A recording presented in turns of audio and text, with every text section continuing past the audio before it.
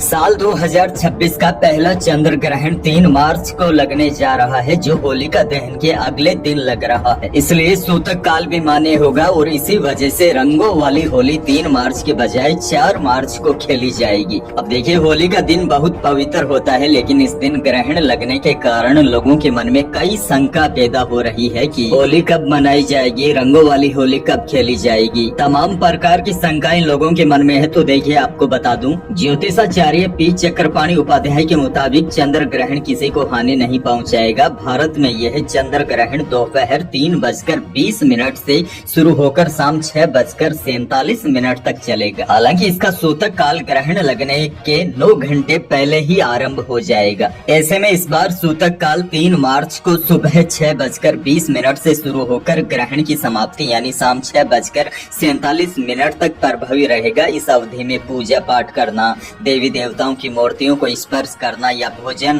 बनाना खाना, यह सब वर्जित माना जाता है। अब देखिए, इस बार फाल्गुन पूर्णिमा 2 मार्च को शाम 5:55 पर आरंभ होगी और 3 मार्च को शाम 5:07 पर समाप्त हो जाएगी। चूंकि 3 मार्च की सुबह से ही चंद्र ग्रहण का सूतक काल शुरू हो रहा है और सूतक काल होने की वजह से लोगों के मन में कई प्रकार की शंकाएं उत्पन्न रहती है। इसीलिए होलिका दहन 2 मार्च की मध्य रात्रि के आसपास ही होगा।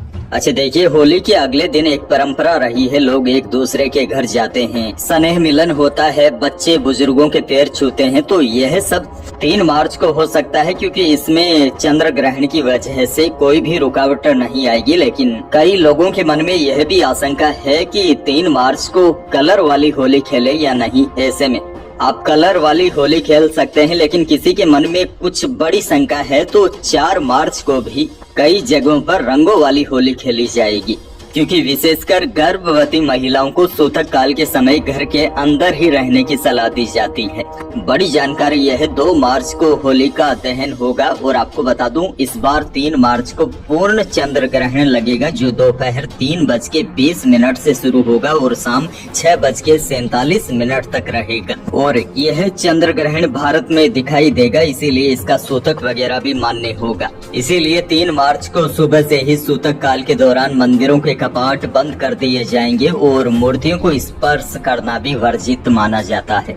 इसीलिए कई लोग 4 मार्च को रंगों वाली होली खेलेंगे, क्योंकि कई लोग मंदिरों में जाकर भी होली का उत्सव मनाते हैं। और 3 मार्च को चंद्र ग्रहण की वजह से गर्भवती महिलाएं भी होली नहीं खेल सकेगी, इसीलिए कई लोग रंगों वाली होली 4 मार्च को मनाएंगे। बाकी 2 मार्च को होलिका दहन होगा और 3 मार्च को आप स्नेह मिलन यानी कि एक दूसरे के घर जाना और आशीर्वाद लेना, यह सब कार्य कर सकते हैं।